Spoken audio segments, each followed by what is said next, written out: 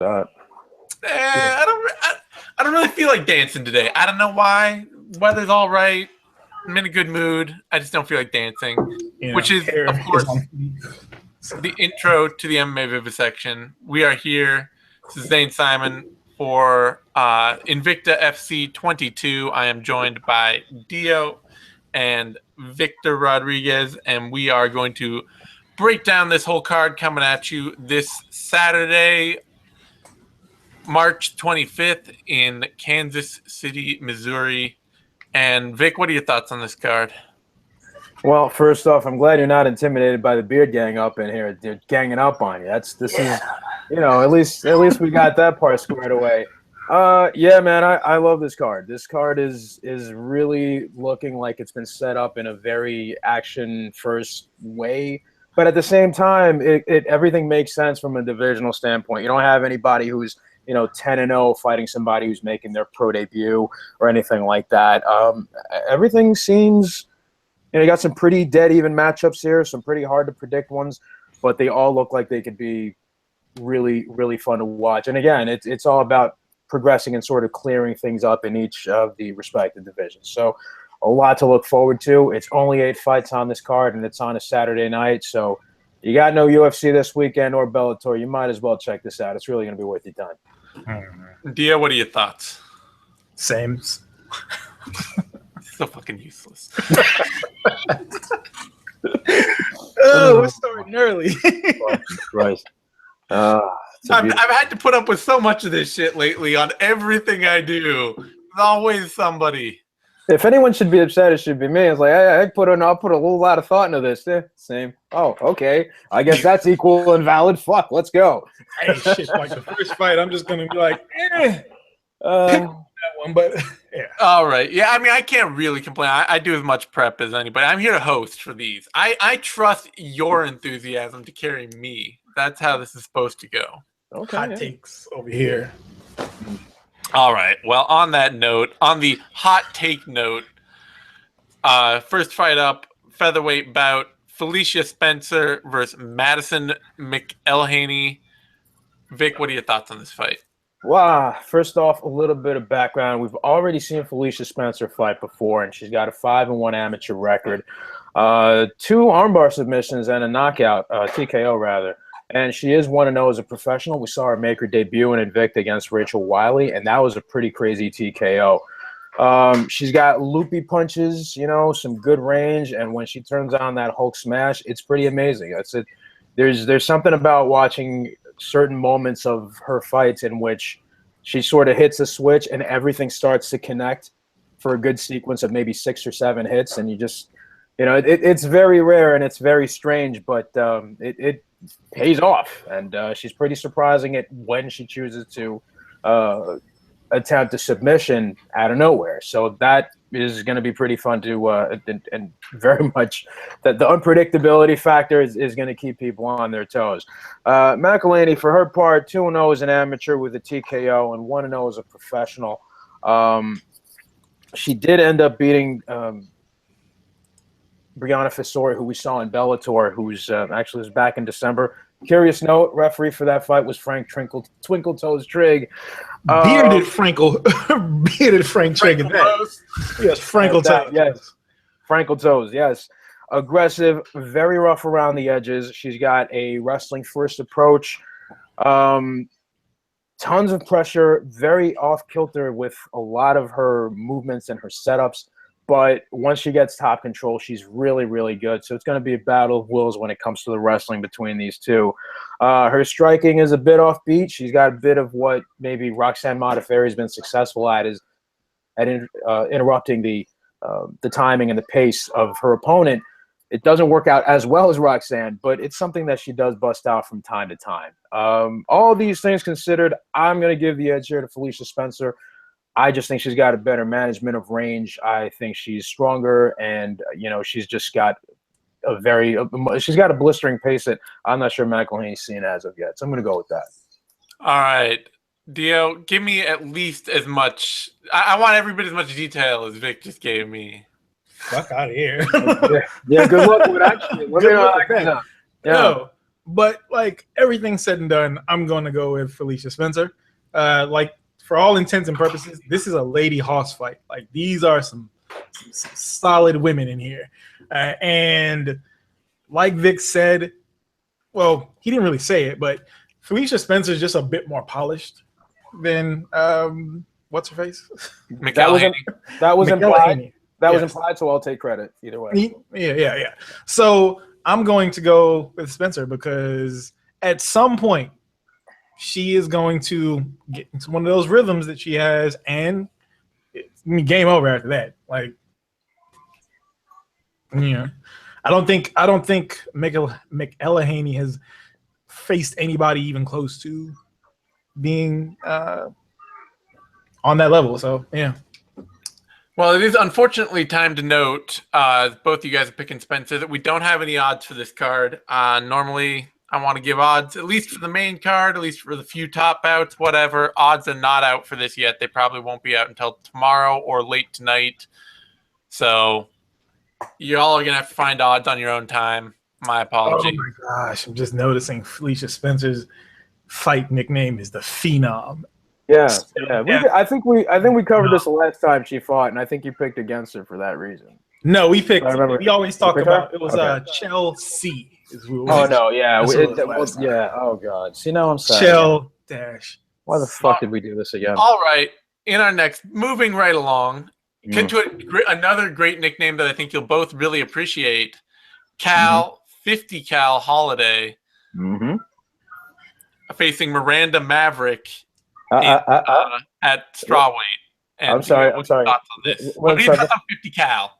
No, it's Miranda the Maverick. The Maverick. And Cal 50 Cal. A pair of nicknames that were both developed by the Department of Redundancy Department. It's a good place. My day job. With this, like you have to say, like, okay, I'm Cal, or it's 50 is my nickname. Cal Holiday. And then I am Miranda, and then my nickname is just the Maverick. It's that simple. I think at this point, though, you do have to, at least for the sake of it, I don't care how you do Cal Holiday. You can do 50 Cal Holiday. I'm happy. I think that's a much better way to say it. But you do have to call Miranda the Maverick. Nope. And no beats. Do not skip a beat. Do not give her that pause. Like Miranda the Maverick. It's just got to be Miranda the Maverick. I like how you seem to assume that makes it less silly. I don't assume it makes it less silly. It's just the way it has to be. I don't make the rules. Well, this is also true. Yes. All right. So Dia, talk me through this. Talk you through it? Yes. Pick somebody and tell me why. So in this one, I'm going to pick 50 Cal, and she's going to just wrestle some more, like she did in the last fight, which she surprised not everybody, but like, for someone that we had never seen on a stage as big as Invicta, she had like a really surprising, against a seasoned striker in Tiffany Van Soest, and made Van Soest look real bad. You're not being swayed by Maverick's sort of like hyper Christian American The Crow tapology photo she has going on? Nope. Nope.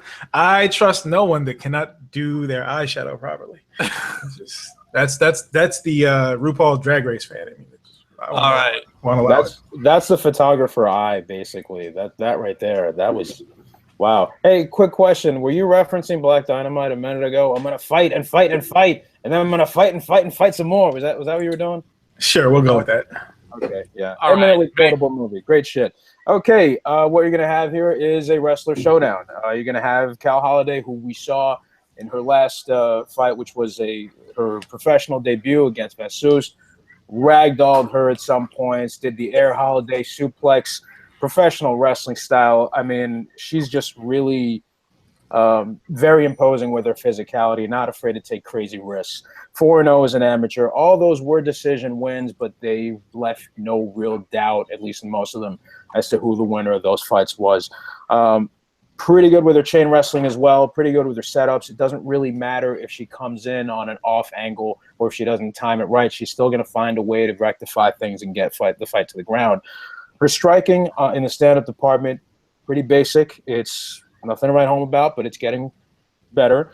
But she is a bit reckless. The thing is that she's someone who's so reliant on her athleticism that it is able to get her out of certain tough spots. So it kind of favors her in that regard. It's not really a detriment to her yet until she ends up fighting more polished or better prepared opposition.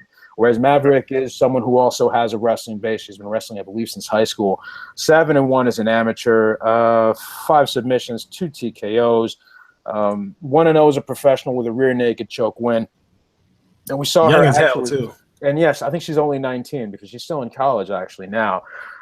She won her professional debut at Invicta 20. That was back in November. That was her submission win over Samantha Diaz. Iffish with her boxing.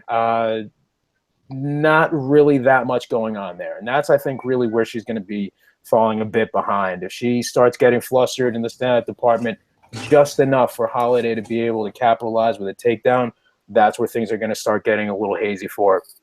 She does run a good pace, though. Her cardio looks decent so far, and especially when she's able to establish top control. It's like she can rain elbows forever if she feels like it. So a lot of interesting things to see here. Even though Maverick has more fights overall, I got to go with Holiday on this one. I think her style just does her more favors.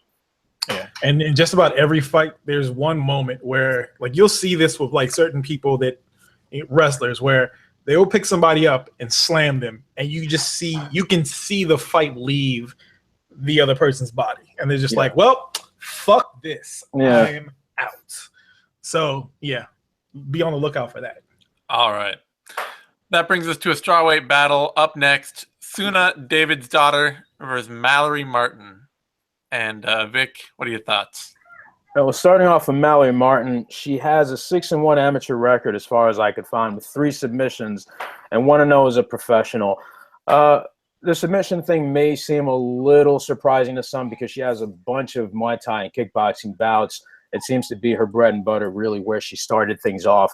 Pretty slow starter, but she's got a great Muay Thai base, and she works really well in dogfights. Like, she thrives there. Even though she keeps the when she's composed and clinical where they're striking, everything works out great. She's able to just keep that beat and keep the pressure on her opponents. But when things get wily, she seems to still keep everything under control, even though it doesn't look as pretty and her shots don't connect as cleanly as they could. Very simple with her takedowns and okay submission defense. Nothing too crazy on the ground that I was able to find. As far as David's daughter, 4-1 as an amateur with 2 TKOs and 1 submission. She beat Ashley Greenway at her professional debut. That was back in September.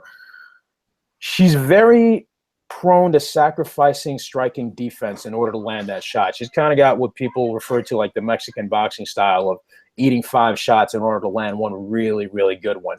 And so far, her chin has allowed her to get away with a lot of that. But I'm not sure if she's been able to clean any of that up between her last fight and this one. It may end up costing her against somebody who's really able to put that kind of hurt. Very solid Muay Thai as well, but she's far more prone than Martin into just going into absolute chaos. That's probably going to be another liability there. And she's got pretty slick jiu-jitsu, very much more experience, it seems, than Martin, and certainly has cleaner technique. Overall, I'm going to have to go with Martin on this one. I think she's going to probably be able to shuck off some of the takedown attempts and keep things standing and sort of just keep the fight where she wants it. If she can do that for long enough, she's going to get herself a decision. Dio? I'm actually going with Martin on this one as well, just because Suna David's daughter has it's that mentality that we see, you know, all the time on the men's side of just like, I just love the fight. Like, I'm in there and I just want to, you know, go in there and bang. Nope, that's not how you have a long career. It's just not. And like, I know Invicta, like when they first signed her, like Invicta made a push to be like, okay, this is going to be like the next big thing, and, you know, promo videos and all that stuff. And I was like, she didn't look super spectacular in her first bout, but yeah, she's just a bit too reckless and willing to eat a bunch of shots to get a good one. And the thing is, it's not even like she has one shot and stopping power. It'd be different. It'd be a different story if, if she hits somebody in the liver or hit someone in the jaw, they're going out. But she doesn't have that, so she can't, she doesn't have the main weapon that you have to have in order to be able to lean on that type of a strategy. So I'm going with Martin on this one.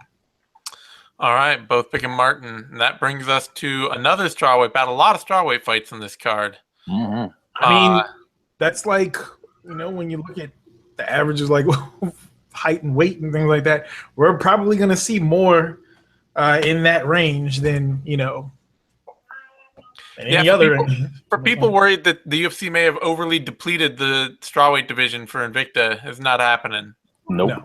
And the thing is, you have to bleed divisions. Like, so whether it be like in MMA or like with me, I watch pro wrestling a lot. Like, you have to bleed like the independents in order to fill. Because if you don't, nobody new comes through. Like, you just have the same people all the time. So, the UFC every 2 years or so, the UFC is probably going to come through, bleed Invicta's 115 range, and more will rise up. So, yep. Hey, just one quick note on professional wrestling. I don't know if you're familiar with this, but there's a really cool podcast called Crowd Interference. I don't think too highly of the guy who does it, but it's pretty fucking dope, and you really ought to check it out. Yeah. I don't know if you heard of it before, but it's I don't know. I think I might know the guy. I don't know. Oh, okay. Well, cool. Zane's like, what the fuck are you two talking about? It's Dio's podcast, goddammit. It's awesome. Check it out. It's really funny. All right. Anyhow, yeah. Thank you. Now, another fight. Amber Brown, Ashley Cummins. Dio, thoughts? Amber Brown is going to beat Ashley Cummins' ass. No two ways about it. Like, Ashley Cummins she's a journeywoman. Is like the best way to put it. Like, she's good at a lot of things, but she's not great at any one thing, and has not. Well, I guess you could say she's faced opposition that is on Amber Brown's level, and she lost to them badly. Joanne Calderwood, and Amber Brown is always involved in ugly fights, and this is going to be a very ugly win for Amber Brown. She is going to grind Cummins into paste. All right, Vic, do you agree? Well, I do have some minor disagreement with that, and it's largely due to the fact that Cummins fought and had the misfortune of fighting certain people that were on their way up and were shown to be really great fighters. Fair point. After that, I mean, in the case of you look at the three, her worst losses were what? Joanne Calderwood. Her only three losses are professional. Joanne Calderwood, who was coming up, and she was like lethal when she first started. Emily Kagan, who was more experienced at the time, and Alexa Grasso, who, I mean, like, come on, man. We saw her run in Invicta. Like, there was no way that anyone was really going to be able to beat her there. Cummins also has the misfortune of being, I mean, and a lot of the fighters on this card, and as is with a lot of the fighters in smaller organizations, they are mostly part-time fighters in the sense that they got day jobs, they got shit they got to do. And Cummins, being a police officer, seems to, and I don't want to, if I'm wrong about this, I apologize, but it seems to me like she suffers more from this sort of thing because she seems to have more demanding a work situation than some of the other people that are out there. So maybe that cuts into her training time and her focus. I don't know. I hope that's not the case, but it would explain some things, right? Cummins 4-3 as a professional. What was that? 8-0 as an amateur? Yeah, 8-0 as an amateur with 2 armbar submissions. She fought for Hook and Shoot, XFL, Tough Enough. She ended up beating Jocelyn Jones-Leibarger by armbar in the amateur ranks, and also holds wins over Stephanie Frausto and Sofia Bagardai as a professional. Last time we saw her fight, well, you probably didn't see her fight because it was a dark match at Bellator 157, where the only evidence of this was a photo of her with her knee on her opponent's face. It was one of those shin on neck choke submissions that looked particularly brutal. That was back in June. Amber Brown 6-3 as a professional with 3 submission wins. She ended up having wins over Liz McCarthy and Catherine Costigan. Now, I understand those perhaps may not be the biggest names, Those are the more notable or, relevant names that she's beaten. But she's also got some of that misfortune of having to fight people before she was ready. She had a loss to Emi Fujino, 2 straight losses right now that she's riding, one against current champion Ayaka Hamasaki further up on the card. Yeah, we'll get to her. And also to Ultimate Fighter contestant Ashley Yoder, and they were both by armbar. Now, Hamasaki fight, they both gave each other a pretty good test. Yeah. And, just stating the fact that she lost, well, look, she lost to a champion, and she looked pretty damn good for moments of that fight. It was a hell of a grappling exhibition, and they showed a lot of tenacity. So I think this is a situation where Brown, maybe the numbers look worse than the situation really is for her.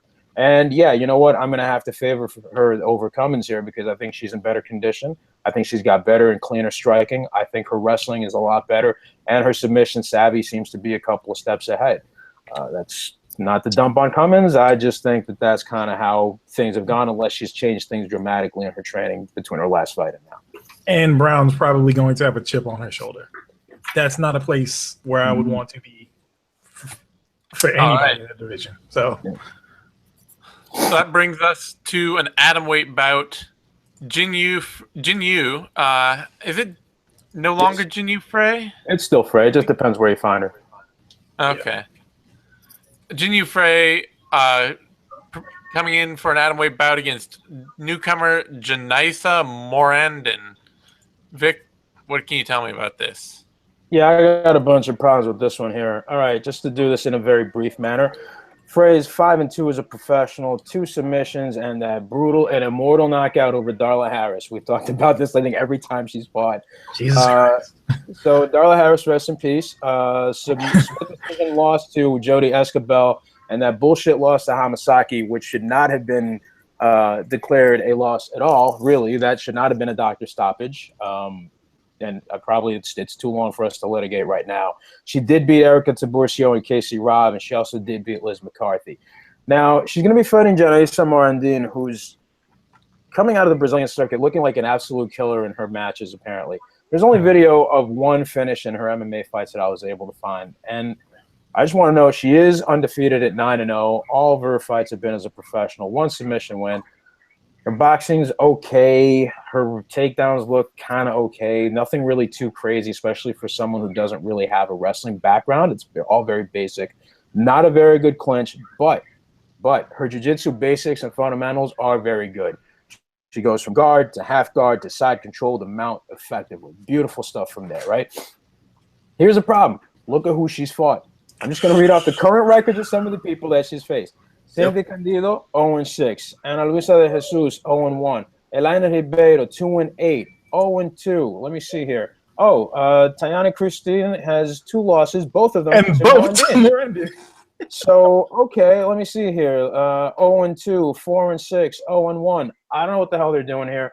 Maybe, just maybe, there's a chance that even though she's had lesser or inferior opposition, she might win this fight. It can happen. Things are that crazy. Some fighters develop slower than others. Some fighters end up thriving in that kind of thing when they actually hit the big leagues. I just don't think that shit's going to fly against somebody like Frey.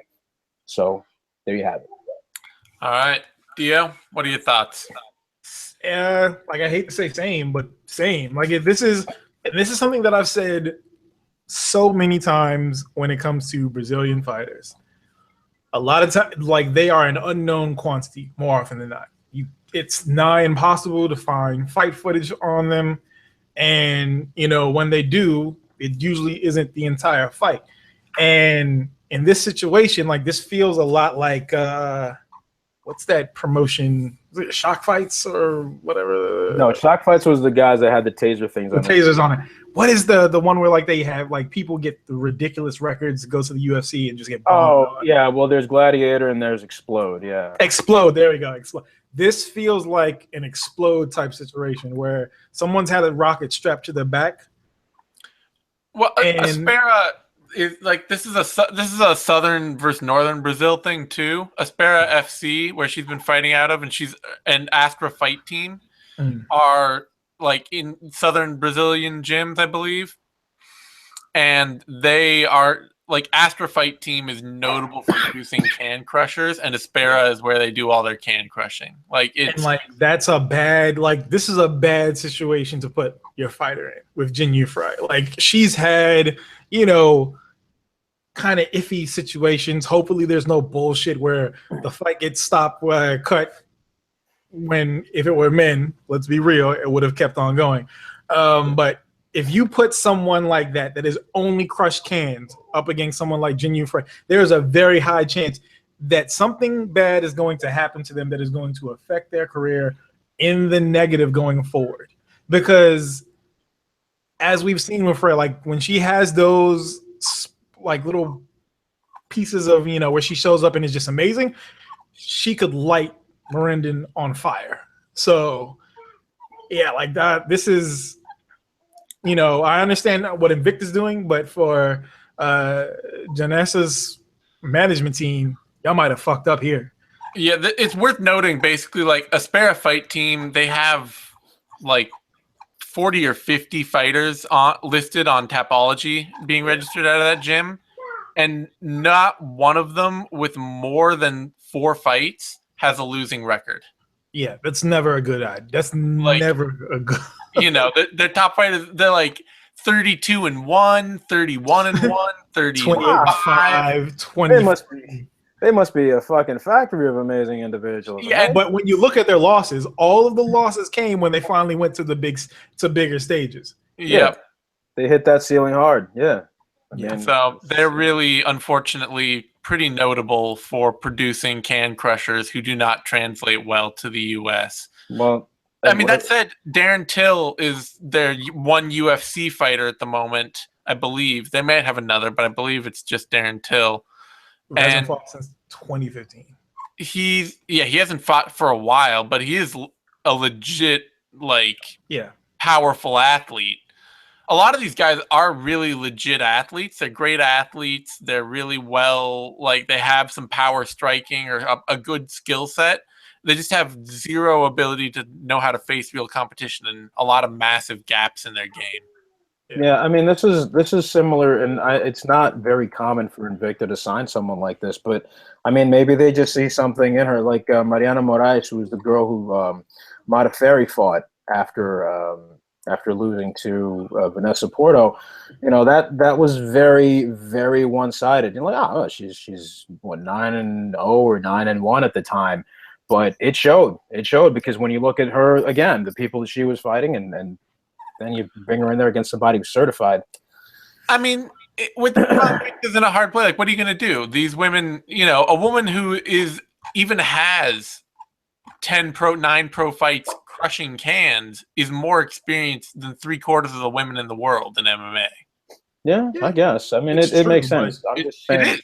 Yeah, but at the same time, that's not setting them up for once they get to, no, that's more so of me. Like, I would much rather see someone with a 7-3 record, 7-4 record, than someone that is 12-0 that has only fought people that it is a guarantee. Like, this isn't boxing where you can build these kind of records and each person, each opponent is to build your skill set.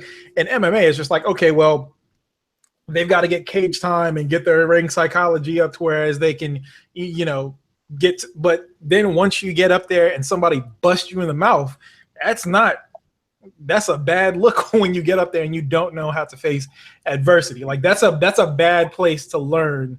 And I hear what you're saying. Worst parts of it. Yeah. And I agree. I'm just saying that for Invicta, Jin Yufrei needs somebody to fight. Yeah. Oh, yeah. Like, no, shit. Hey, like, I am A-okay with it happening. I am more so I'm not looking at Invicta here because, look, you can only go by what people have told you, and I can't blame Invicta. I'm more so talking to Mirandin's management team. Y'all might be putting her out here to get her ass beat. And they likely are. It's too bad. It just sucks that for Invicta, they have to give these people flyers. They have to try them out, because the other flip side is you get somebody like Livia Hanada Souza, who came in with a pretty unremarkable record and then beat Katja Kampa and Deanna Bennett. You know? Yeah, sir, definitely. It can happen. It can happen. It can happen. Like there is. It's combat sports, so anybody can win. Like that's that just is what it is. Everybody is a submission or a TKO or knockout away of winning a fight. But this one's looking bad. Yeah, it looks like a setup, and Jin Frey almost certainly wins. I just don't blame Invicta for putting this fight together because you gotta find the talent that's out there. You can only work with the fighters you got. Hey, who knows how best abs in MMA. Period. Who knows how many people were offered this fight and saw that Jin Frey was going to be across from him and turned it down. Yeah. So there's only so much you can do. So I'm not really faulting Invicta too much here. It's just, or really at all. It's just not the best situation that they can be in. That brings us to another strawweight bout. Yeah. Jody Escobel, Deanna Bennett. Dio, tell me about it. So we've got Invicta stalwart Jody Escobel and Deanna Bennett. This one for me is probably the most interesting of the fights because it could go either way. Like they both match up relatively equally in a lot of different portions of their games. And we know Jody Escobel is tough, just tough as like a truck tire. So yeah, I don't know. This is one of those ones where I really don't. I'm leaning towards Bennett, but Escobel is really good at just about everywhere. Like if this was if we were playing the UFC video game, her little octagon would be pretty high in every single level of the chart. So yeah, I don't know. This one's a tough one. This is the closest to a pick'em fight that we have on the card. It's interesting in that Bennett too has been as high as bantamweight, whereas Escobel has been as low as atomweight. Mm-hmm. So you got a woman who's fought at 105 against a woman who's fought as high as 135. Yeah. But it does feel like a very equal fight. Vic, what are your thoughts? Yeah, what I like most about this fight here is that it could either be a situation where there's a lot of pressing against the cage and sort of working in incremental fashion to get a decision, or they could just let it go and just start throwing bombs at each other in the middle of this whole deal. Escobel, who we've seen, she did have wins over Escobel and Frey, and also Nagdali Rivera, did have a loss to Alex Chambers and Alexa Grasso as well. Bennett has a quietly impressive record. She has wins over Colleen Schneider, Sharon Jacobson, Michelle Ould, Katja Kampa, and Juliana Pena as well. She is, though, however, riding a or not even riding. She's on a 2-fight skid, 2 losses in a row. One of them to Olivia Hinata Souza by TKO, and the split decision loss to Roxanne Modafferi. I think this is a good opportunity for her to bounce back against a credible opponent who is capable of giving her a really tough fight that she would need. And, I mean, no matter who wins here, I find it hard for either one of them to not look good with this win on their record. They're both, for each other, a very good name to be able to keep things going. I don't know if I can really reliably expect a finish, especially for Escobel, who isn't very big on finishes necessarily. But Bennett may, she does have a size advantage. She has been surprisingly strong against some of her opponents. Pretty crafty with her fight IQ. I don't know, man. I think that as far as this fight's gonna go, I think it goes a full distance, and in that case, I gotta favor Bennett. I see her making Escobel carry her weight and sort of, in hopes of either tiring her out or just breaking her down. And eventually, we're going to see a decision in the end. So I got to go with Bennett on this one. And Bennett also has when she does have you up against the fence, she does a good bit of damage, like knees, and that is one of her. That's why I'm leaning towards this. That she can do more damage in the portion of the fight that I think is going to encompass the majority of the fight. Also, one side note for the last fight with Janessa, the last picture that Invicta tweeted of her is her with a her fight or whatever her training gear has Hannibal Buress's face all over it. So you know that happened. No, that you made a fan out of me with that. I'm good with that. I wonder if he knows. You should tweet that to him. See what he thinks of that. Well, he'll be there probably. He's at damn near every Invicta fight, so I hope would not be surprised. All right. On that note, we are brought to our co-main. We come to our co-main event. Ayaka Hamasaki, Livia Hanada Souza, former atomweight champion or current atomweight champion, in fact, versus former strawweight champion in a strawweight non-title bout. And Dia, what are your thoughts on this? Did I go last? Did I go first on that one? All right, Vic, what are your thoughts on this? I mean, fine if you don't want to do it. Shit. All right, I'm just trying to keep this equal, man. Shit. Okay, fine. Well, all right. On the one side, we've got Souza, 9-1 as a pro, 7 submissions. Very, very tough with her jiu-jitsu. Very good at using her range with her striking. Ended up beating Aline Saddlemeyer twice by submission. Well, actually, I'm sorry. Once by submission, once by decision. Went over on this Hocha on the Brazilian circuit by armbar, and then eventually you got Concampo with a triangle choke. That's where she won the title. TKO and Deanna Bennett, as we just mentioned. So, and that was a really impressive one because, I don't know, Bennett just seemed too tough to go out like that, but these things happen. You know, as Dio mentioned, this is the most random combat sport you're going to find. These things can definitely take place. Souza's really, really good at implementing her range until sometimes she just runs across somebody who is able to, you know, figure out what her timing is and beat her to the punch with speed. It's kind of what we saw with Angela Hill being able to crack her a couple of times in that fight. And not only that, but I'm starting to think that maybe she doesn't do that well with some of the shorter fighters that she's faced. I mean, she is pretty tall for that division, but you know, there's just certain, I don't know. So again, going back to the Angela Hill fight, which is probably the best example, and maybe, actually, no, maybe not the best because Hill's probably the best striker she's faced. But still, it kind of it gives you a bit of insight as to what holes are in her game, right? But then you end up with somebody like Hamasaki who is just absolutely brutal with her approach. I mean, we saw that last fight with Freya where she was losing that fight on the ground. She was at the bottom of full mount. She was eating punches. Fight, you know, keeps on going. She survives everything. She escapes submission attempts. And there was just that one punch that turned the entire tide of the fight, just cracks her. One good one on the temple. And that's all she needs, man. Not necessarily to finish the fight, but to turn things around. It's uncanny how she does it. And you look at the absolute murderer's row that she's beaten. She beat Shohei Ham twice. She beat Mizuki Inoue, Lacey Shuckman, Emi Fujino, Mei Yamaguchi, Erica Tiburcio. I mean, these, you don't just luck your way through that. The experience and just how smart she is. Another fighter that just goes into that list of people that are underappreciated for how smart they fight. I got to go with Hamasaki on this one. She is at a size disadvantage, but she's got a hell of a gas tank. She's able to figure out her opponents. She might be able to just either, you know, just find that one gap to really put Souza on the defensive and then start working from there. And I'm guessing it probably goes to a decision as well.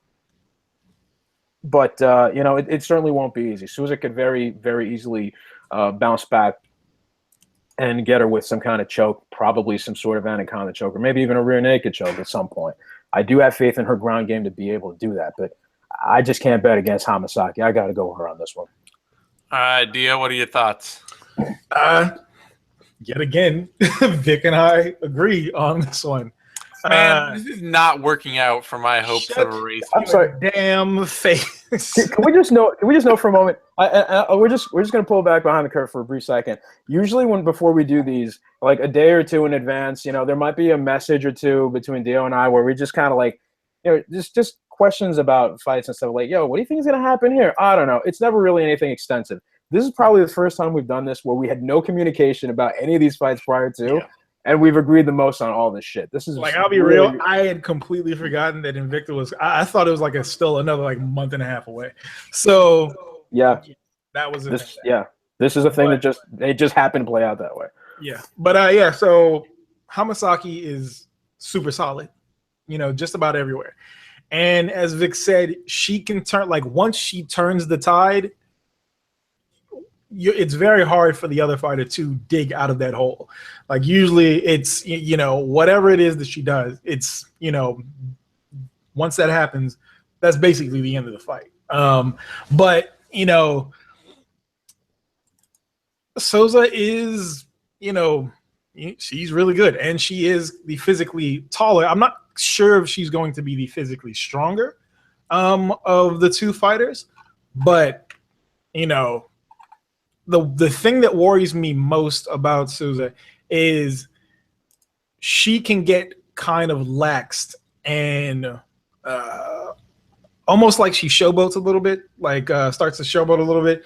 I think it happened during like it might have been when she fought Hill, where she would just kind of like no sell things and just like, oh, that didn't. I was like, Hamasaki is one of the worst fighters that you can do that against, because all she needs is you to make that one mistake, and once that happens, now you fucked up. So that's the one thing. Like, always between that and her having like the really messy old school Meek Mill braids, that just kind of always is going to make me choose a gangster. She could definitely win, you know, not saying that she can't, but I'm leaning towards Hamasaki in this one. But I would not be surprised if Souza did pull this one out. All right. So yeah, you guys are agreeing way too much for my comfort on this. That's both picking Hamasaki, both picking Bennett, both picking Frey, which makes sense. Both picking Brown, and hey, the ethnics are ganging up on you this time. This is what Donald Trump warned against. Yep. There you go, man.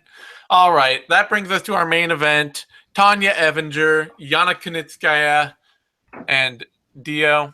What are your thoughts on this fight? The Undertaker's winning this one. Shit. I like had it. Okay, so just to say how we got here to this situation was some bullshit reffing in the last fight. Putting your foot on another fighter's face is not illegal. But that, you know, Sunday school teacher looking guy was like, nope, get your foot off. And of course, like, when you have a fighter that's been doing this all the time, and to get out of that exact situation, you put them in a bad situation. Like, that's the worst thing that you could do. So everything said and done in this one, Evinger is going to get that win back in this one. I do not see her. I don't see her making the same mistake as last time. Like, I think she's going to try to get Kunitskaya out of there as quickly as possible.